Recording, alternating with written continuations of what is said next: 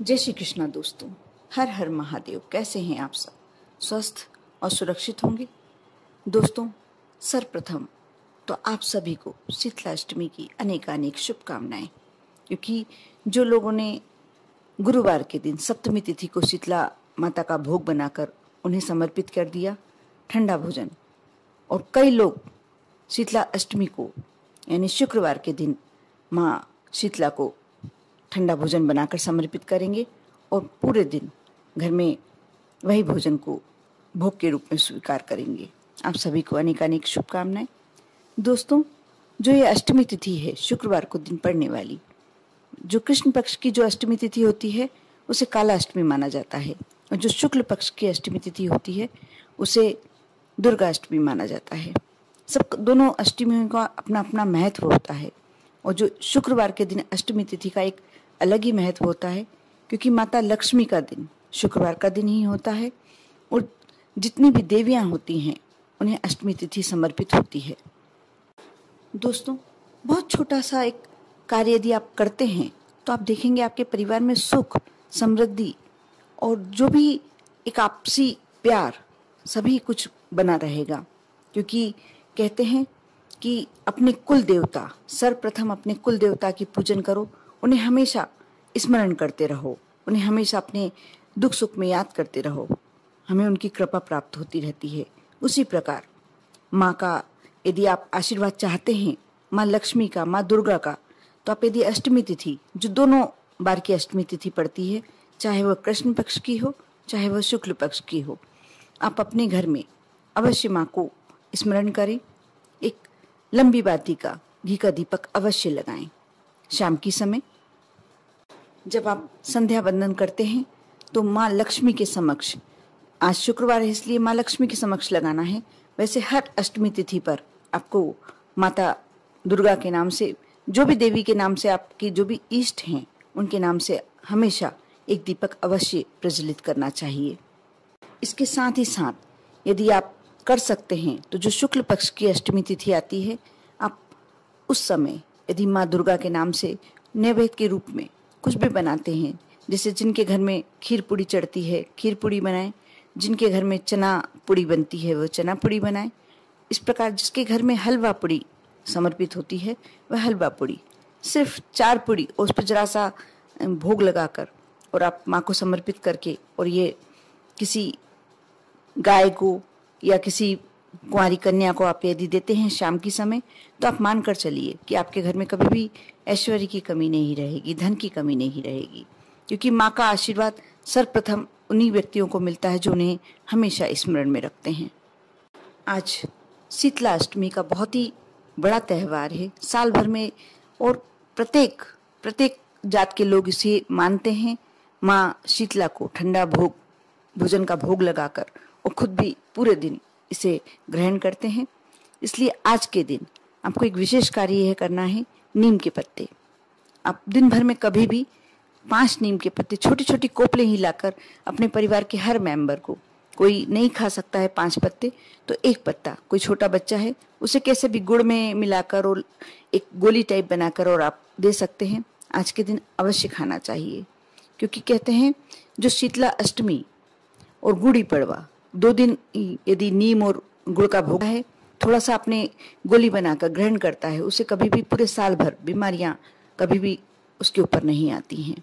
साथ ही यदि इस प्रकार का कार्य अपने घर के परिवार के पूरे मेंबरों से आप करवाते हैं, यदि आप नीम और गुड़ की गोली बनाकर यदि परिवार का हर मेंबर यदि लेता है, तो आपके घर में साल भर कोई बीमारी नहीं आती।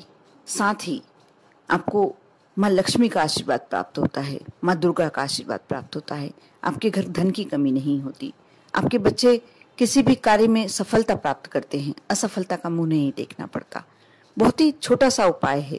और आज के दिन, क्योंकि आप सभी जानते हैं माँ शीतला को नीम बहुत ही प्रिय होती है, कई लोगों को देखा है मैंने कि जो शीतला माता का भोग बनाते हैं उसमें नीम भी रखकर समर्पित करते हैं।